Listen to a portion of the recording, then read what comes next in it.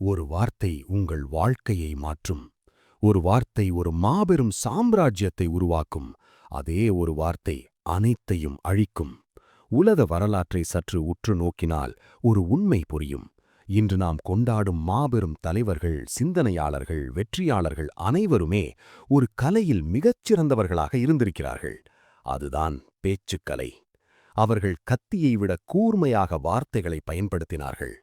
திருவள்ளுவர் 2000 ஆண்டுகளுக்கு முன்பே சொல்லின் வலிமையை ஆழமாக பதிவு செய்திருக்கிறார். நா காக்க வேண்டும் என்றும் சொல்லின் சோர்வு பல துன்பங்களைத் தரும் என்றும் அவர் கூறியதை இந்த மாபெரும் தலைவர்கள் தங்கள் வாழ்க்கையில் கடைபிடித்தார்கள். உலகை வென்ற பலரும் இந்த ரகசியங்களை அறிந்துதான் உயர்ந்தார்கள். நீங்களும் உங்கள் வாழ்க்கையில், தொழிலில், சமூகத்தில் பெரிய உயரங்களை அடைய இந்த பேச்சுக்கலை மிகவும் அவசியம். இப்போது அமைதியான ஒரு இடத்தில் அமர்ந்து கொள்ளுங்கள். உங்கள் கவனத்தை முழுமையாக இங்கே கொண்டு வாருங்கள். உங்கள் வாழ்க்கையை மாற்றப்போகும் அந்த ஆழமான பயணத்தை நாம் தொடங்கலாம். முதல் ரகசியம் மௌனத்தில் தொடங்குகிறது. சிறந்த பேச்சாளர் என்பவர் எப்போதும் பேசிக்கொண்டே இருப்பவர் அல்ல, எப்போது அமைதியாக இருக்க வேண்டும் என்று தெரிந்தவர். யாகாவார் ஆயினும் நாகாக்க, காவாக்கால் சோகாப்பர் சொல்லிழுக்குப்பட்டு என்று வள்ளுவர் கூறுகிறார். நீங்கள் எதை அடக்கவில்லை என்றாலும் நாவை அடக்க வேண்டும். உலகை ஆண்ட பல தலைவர்கள் எதிரிக்கு பதிலளிக்கும் முன் பல நொடிகள் மௌனமாக இருப்பார்கள். அந்த மௌனம் அவர்களுக்கு ஒரு பெரிய அதிகாரத்தை கொடுக்கும். நீங்கள் பேசும் முன் ஒரு நிமிடம் சிந்திப்பது உங்கள் வார்த்தைகளின் எடையை அதிகரிக்கும். தேவையில்லாத வார்த்தைகளை தவிர்த்து விடுங்கள். உங்கள் வார்த்தைகள் தங்கம் போல மதிப்புமிக்கதாக மாற வேண்டுமென்றால் அதை அளவோடு மட்டுமே செலவிட வேண்டும். இது வெறும் தத்துவம் அல்ல. உங்கள் அலுவலகத்திலோ அல்லது குடும்பத்திலோ ஒரு பிரச்சனை வரும்போது உடனே கோபத்தில் வார்த்தைகளை வீசாமல் சில நொடிகள் அமைதியாக இருந்து பாருங்கள். அந்த அமைதி உங்களை ஒரு முதிர்ச்சியான மனிதராக காட்டும்.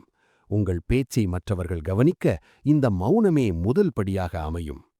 இரண்டாவது முக்கியமான விஷயம் கேட்பவரின் மனநிலையை புரிந்து கொள்வது. அவையறிந்து ஆராய்ந்து சொல்லுக சொல்லின் தொகையறிந்த தூய்மையவர் என்று திருக்குறள் ஆழமாக சொல்கிறது. நீங்கள் யாரிடம் பேசுகிறீர்கள் என்பதை பொறுத்தே உங்கள் வார்த்தைகள் அமைய வேண்டும். ஒருவரிடம் பேசும்போது அவர் எந்த மனநிலையில் இருக்கிறார் என்பதை உற்று கவனியுங்கள். அவர் கோபமாக இருக்கும்போது நீங்கள் நியாயத்தை பேசினால் அது எடுபடாது. மாபெரும் பேச்சாளர்கள் எப்போதும் தங்களுக்கு முன்னால் இருப்பவர்களின் கண்களை பார்த்து அவர்களின் உணர்ச்சிகளை புரிந்து கொள்வார்கள். அவர்கள் என்ன கேட்க விரும்புகிறார்கள் என்று கணித்து அதற்கேற்ப தங்கள் கருத்துக்களை வடிவமைப்பார்கள். இது ஏமாற்று வேலை அல்ல, இதுதான் உண்மையான தொடர்பு. ஒரு குழந்தையிடம் பேசும்போது உங்கள் குரல் எப்படி மாறுகிறதோ அதேபோல ஒவ்வொரு சூழ்நிலைக்கும் ஏற்ப உங்களை மாற்றி அமைத்துக் கொள்ள வேண்டும். நீங்கள் பேசும் விஷயம் எவ்வளவு முக்கியமாக இருந்தாலும் அதை கேட்பவரின் தரத்திற்கு இறங்கி அல்லது உயர்ந்து சொல்வதுதான் ஒரு சிறந்த பேச்சாளரின் அடையாளம். மூன்றாவது ஆழமான வழி நீங்கள் தேர்ந்தெடுக்கும் வார்த்தைகள். சொல்லுக சொல்லை பிரிதோர் சொல், அச்சொல்லை வெல்லும் சொல் இன்மை அறிந்து என்கிறார் வள்ளுவர். நீங்கள் ஒரு கருத்தை சொல்லும்போது அந்த வார்த்தையை விட சிறந்த வார்த்தை வேறு இல்லை என்ற அளவுக்கு கச்சிதமாக பேச வேண்டும். பலரும் மணிக்கணக்கில் பேசுவார்கள், ஆனால் என்ன சொல்கிறார்கள் என்று யாருக்கும் புரியாது. சிறந்த பேச்சாளர்கள் மிக சுருக்கமாகவும் ஆழமாகவும் பேசுவார்கள். அவர்கள் பயன்படுத்தும் ஒவ்வொரு வார்த்தையும் ஒரு அம்பு போல இலக்கை மிக சரியாக தாக்கும். இதை உங்கள் வாழ்க்கையில் எப்படி பயன்படுத்துவது என்று யோசியுங்கள். ஒரு விஷயத்தை யாரிடமாவது சொல்லும் முன் இதைவிட சுருக்கமாகவும் தெளிவாகவும் எப்படி சொல்லலாம் என்று மனதிற்குள் ஒருமுறை ஒத்தையை பார்த்து கொள்ளுங்கள். தேவையற்ற அலங்கார வார்த்தைகளை தவிர்த்து விடுங்கள். நேரடியான நேர்மையான வார்த்தைகள் எப்போதும் மிகப்பெரிய தாக்கத்தை ஏற்படுத்தும். உங்கள் கருத்தை மிக சுலபமாக அடுத்தவர் மனதில் விதைக்க இந்த தெளிவு மிகவும் அவசியம். நான்காவது தந்திரம் உங்கள் பேச்சில் இருக்க வேண்டிய கனிவு. இனிய உளவாக இன்னாத கூறல் கனியிருப்ப காய் கவர்ந்தற்று என்ற குறளை நாம் சிறுவயதிலேயே படித்திருப்போம். ஆனால் இதை வாழ்க்கையில் பயன்படுத்துவது மிக குறைவு. கனிவான வார்த்தைகள் எப்பேற்பட்ட கடினமான இதயத்தையும் உருக வைக்கும். நீங்கள் ஒரு கசப்பான உண்மையை சொல்ல வேண்டியிருந்தாலும் அதை எப்படி சொல்கிறீர்கள் என்பதில்தான் உங்கள் திறமை இருக்கிறது. அதிகாரமும் திமிரும் கலந்த வார்த்தைகள் சில நேரங்களில் வேலை செய்யலாமே தவிர என்போதும் நிரந்தரமான விசுவாசத்தை உருவாக்காது. வரலாற்றில் பெரிய சாம்ராஜ்யங்களை கட்டியெழுப்பியவர்கள் தங்கள் தொண்டர்களிடம் மிகவும் அன்பாகவே பேசியிருக்கிறார்கள். அந்த அன்பான வார்த்தைகள்தான் அவர்களை உயிரை கொடுக்கும் அளவுக்கு விசுவாசியாக மாற்றியது. உங்கள் குரலில் இருக்கும் அந்த மென்மை உங்களை சுற்றியுள்ளவர்களை உங்கள் வசமாக்கும். ஒருவரை விமர்சிக்கும் போது கூட அதில் ஒரு அக்கறை இருக்க வேண்டும். அதுவே சிறந்த பேச்சாளரின் அடையாளம். 5வது தந்திரம் என்பது பேசுவதற்கு முன் கேட்கும் திறனை வளர்த்துக் கொள்வது. இது ஒரு விசித்திரமான முரண்பாடாக உங்களுக்கு தோன்றலாம். ஒரு சிறந்த பேச்சாளர் எப்படி சிறந்த கேட்பராக இருக்க முடியும் என்று நீங்கள் நினைக்கலாம். ஆனால் செல்வத்துள் செல்வம் செவிச்செல்வம், அச்செல்வம் செல்வத்துள் எல்லாம் தலை என்ற வள்ளுவரின் வரிகளை நினைவில் கொள்ளுங்கள். நீங்கள் அடுத்தவர்கள் சொல்வதை முழுமையாக கேட்கும்போதுதான் அவர்களின் தேவைகள், வலிகள் மற்றும் எதிர்பார்ப்புகள் உங்களுக்கு புரியும். அதை புரிந்து கொண்டால் மட்டுமே உங்களால் சரியான பதிலை கொடுக்க முடியும். பல நேரங்களில் மனிதர்கள் தங்களை யாராவது காது கொடுத்து கேட்க மாட்டார்களா என்ற ஏக்கத்தில் இருக்கிறார்கள். நீங்கள் உண்மையாகவே அவர்கள் சொல்வதை கவனித்து கேட்கும்போது அவர்கள் மனதளவில் உங்களிடம் சரணடைகிறார்கள். அதன் பிறகு நீங்கள் பேசும் ஒவ்வொரு வார்த்தையும் அவர்களின் மனதின் ஆழத்தில் சென்று பதியும். அடுத்த முறை யாராவது உங்களிடம் பேசும்போது உங்கள் அலைபேசியை தள்ளி வைத்து பார்த்து முழுமையாக கவனித்து பாருங்கள். உங்கள் பேச்சின் மதிப்பு தானாகவே உயரும். 6வது வழி தைரியமும் தன்னம்பிக்கையும். ஒரு மாபெரும் கருத்தை நீங்கள் வைத்திருந்தாலும் அதை பயத்தோடு சொன்னால் அது யாருக்கும் போய் சேராது. கற்றார் முன் கற்ற செலச் சொல்லி தாம் கற்ற மிக்காருள் மிக்க கொளல் என்று குறள் சொல்கிறது. கற்றவர்கள் சபையில் தான் கற்றதை அவர்கள் மனத்தில் பதியும்படி சொல்ல வேண்டும். இதற்கு மிகப்பெரிய தன்னம்பிக்கை தேவை. அந்த தன்னம்பிக்கை எப்படி வரும்? நீங்கள் பேசும் விஷயத்தில் உங்களுக்கு இருக்கும் ஆழமான அறிவும் நம்பிக்கையும் தான் உங்கள் குரலில் தைரியமாக வெளிப்படும். உலகை மாற்றிய பல தலைவர்கள் ஆரம்ப காலத்தில் மேடை பயத்தால் நடுங்கியவர்கள்தான். ஆனால் அவர்கள் தொடர்ந்து பயிற்சி செய்தார்கள். தாங்கள் நம்பிய உண்மையை உலகிற்கு சொல்ல வேண்டும் என்ற நெருப்பு அவர்களுக்குள் இருந்தது. அந்த நெருப்புதான் அவர்களின் நடுக்கத்தை போக்கியது. உங்கள் உடல் அசைவுகள், உங்கள் நிமிர்ந்த பார்வை, உங்கள் குரலின் கம்பீரம், இவை அனைத்தும் நீங்கள் பேசும் வார்த்தைகளுக்கு உயிர் கொடுக்கின்றன. கண்ணோடு கண் பார்த்து பேசுவது ஒரு பெரிய கலை. அது நீங்கள் உண்மையை சொல்கிறீர்கள் என்பதை எதிராளியின் ஆழ் மனதில் பதிய வைக்கும். முதல் 6 தந்திரங்கள் உங்கள் பேச்சிற்கான அடித்தளத்தை அமைத்தன. இப்போது 7வது தந்திரத்திற்குள் நுழைவோம். இது உங்களை ஒரு காந்தமாக மாற்றக்கூடியது. அதுதான் கேட்பவர்களை கட்டிப்போடும் கலை. கேட்டார் பிணிக்கும் தகையவாய் கேளாரும் வேட்ப மொழிவதாம் சொல் என்று திருவள்ளுவர் பேச்சாற்றலுக்கு இலக்கணம் வகிக்கிறார். கேட்கும் விருப்பம் இல்லாதவர்களையும் ஈர்த்து அவர்கள் மனதை மாற்றும் வல்லமை ஒரு சொல்லுக்கு உண்டு. உலகத்தை வென்ற மாபெரும் தலைவர்கள் அனைவருமே மிகச்சிறந்த கதை சொல்லிகளாகவே இருந்திருக்கிறார்கள். மக்கள் எண்களையோ புள்ளி விவரங்களையோ எளிதில் மறந்துவிடுவார்கள். ஆனால் ஒரு உணர்ச்சிகரமான கதையை அவர்கள் நெஞ்சை விட்டு எப்போதும் நீக்க முடியாது. நீங்கள் ஒரு கருத்தை ஆழமாக பதிய வைக்க வேண்டுமென்றால் அதை உங்கள் சொந்த அனுபவத்தோடோ அல்லது ஒரு வலிமையான கதையோடோ இணைத்துச் சொல்லுங்கள். அந்த நிமிடமே எதிரே இருப்பவர் உங்களோடு உணர்வுபூர்வமாக இணைந்து விடுவார். 8வது ரகசியம் உங்கள் குரலில் ஒளிந்திருக்கும் ஏற்ற இறக்கங்கள். ஒரே நேர்கோட்டில் பயணிக்கும் எந்த ஒரு ஒலியும் மனித மூளைக்கு சலிப்பை தந்துவிடும்.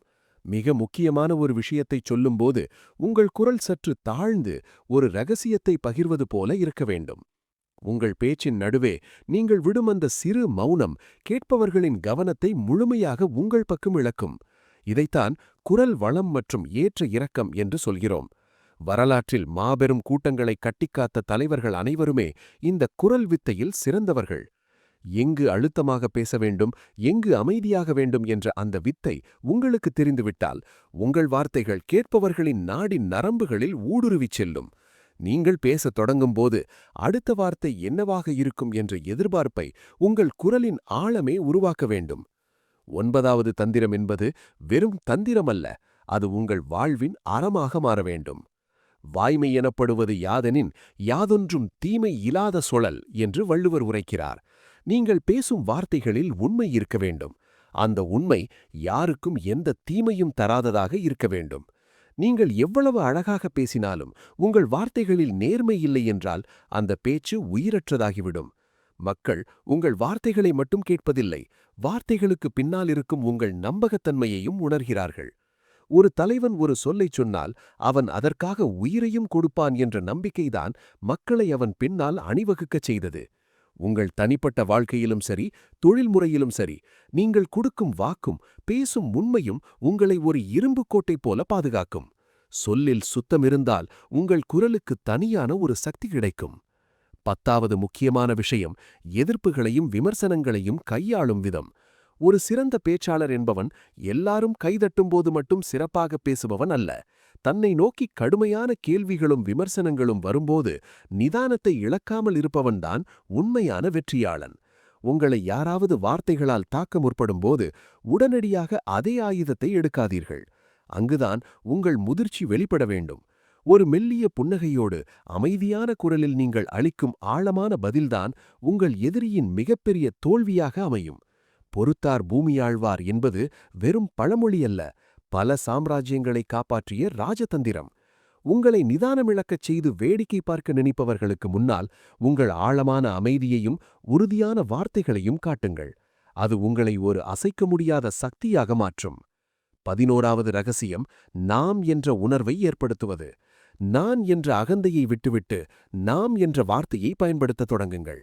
உங்கள் பேச்சில் மற்றவர்களையும் இணைத்துக் கொள்ளுங்கள். நீங்கள் எனக்காக பேசவில்லை, நமக்காக பேசுகிறீர்கள் என்ற எண்ணத்தை அவர்கள் மனதில் விதைக்க வேண்டும். உலகத் தலைவர்கள் எவரும் தங்களின் சுய லாபத்திற்காக பேசுவதாக ஒருபோதும் காட்டிக்கொள்ள மாட்டார்கள். அவர்களின் பேச்சு மக்களின் கண்ணீரை துடைப்பதாக, மக்களின் கனவுகளை சுமப்பதாகவே இருக்கும். ஒரு கூட்டத்திலோ அல்லது ஒரு சின்ன குழுவிலோ நீங்கள் பேசும்போது, இது நம்முடைய பிரச்சனை, இதை நாம் எப்படி ஒன்றாக தீர்க்கலாம் என்று கேட்டு பாருங்கள். அந்த ஒரு வார்த்தை அவர்களுக்கு உங்கள் மீதான அபிமானத்தை பல மடங்கு உயர்த்தும். மக்களை பிரித்து ஆள்வதை விட வார்த்தைகளால் அரவணைத்து ஆள்வதுதான் ஒரு சிறந்த தலைவனின் அடையாளம். கடைசியாக 12வது மற்றும் மிக முக்கியமான ரகசியம் அடக்கமும் தொடர்கல்வியும். பணிவுடையன் இன்சொலனாதல் ஒருவர்க்கு அணியல்ல மற்று பிற என்கிறார் வள்ளுவர். ஒரு மனிதனுக்கு உண்மையான அழகு அவனுடைய பணிவும் இனிமையான சொற்களும்தான். நீங்கள் பேச்சுக்கலையில் எவ்வளவு பெரிய சிகரத்தை தொட்டாலும் எப்போதுமே கற்றுக்கொள்ளும் மாணவனாகவே இருங்கள். செருக்கு தலைக்கேறினால் உங்கள் வார்த்தைகளின் வீரியம் குறைந்துவிடும். அறிஞர்களுடனும் சான்றோர்களுடனும் தொடர்ந்து பழகுங்கள். நிறைய புத்தகங்களை வாசியுங்கள். உங்கள் மூளைக்குள் எந்த அளவுக்கு ஆழமான எண்ணங்களை விதைக்கிறீர்களோ அந்த அளவுக்கு உங்கள் நாவிலிருந்து மிகச்சிறந்த வார்த்தைகள் வெளிவரும். பேச்சுக்கலை என்பது ஒரு நாள் இரவில் கற்பதல்ல, அது ஒரு தொடர் பயணம், உங்களை நீங்களே செதுக்கிக் கொள்ளும் ஒரு தவம். இந்த 12 வழிகளும் வெறும் பேச்சிற்கான தந்திரங்கள் மட்டுமல்ல, இவை ஒரு முழுமையான மனிதராக உங்களை மாற்றும் வாழ்க்கை நெறிமுறைகள். உங்கள் சிந்தனையில் தெளிவு பிறக்கும்போது உங்கள் வார்த்தைகளிலும் அந்த ஒளி வீசத் தொடங்கும். அடுத்த முறை நீங்கள் யாரிடம் பேசும்போதும் இந்த ரகசியங்களை உங்கள் மனதில் ஒருமுறை அசை போட்டு பாருங்கள். உங்கள் பேச்சில் தெரியும் அந்த புதிய ஆழத்தையும் உறுதியையும் நீங்களே ஆச்சரியத்துடன் கவனிப்பீர்கள். இந்த பயணம் உங்களுக்கு ஒரு புதிய திறப்பை தந்திருக்கும் என்று ஆழமாக நம்புகிறேன். இந்த 12 தந்திரங்களில் எந்த விஷயம் உங்களை மிகவும் ஈர்த்தது என்பதை சிந்தியுங்கள். உங்களின் அனுபவங்கள் என்ன, உங்கள் பேசும்போது எதிர்கொண்ட சவால்கள் என்னென்ன என்பதை கீழே உங்கள் கருத்துக்களாக பதிவு செய்யுங்கள். உங்கள் ஒவ்வொரு வார்த்தையும் பலருக்கும் ஒரு புதிய பாடமாக அமையலாம். இந்த சிந்தனைகள் உங்கள் வாழ்க்கைக்கு பயனுள்ளதாக இருந்தால் தொடர்ந்து இதுபோன்ற ஆழமான பயணங்களில் இணையுங்கள். உங்கள் குரல் உலகத்தை மாற்றுவதற்கான கருவியாக மாறட்டும்.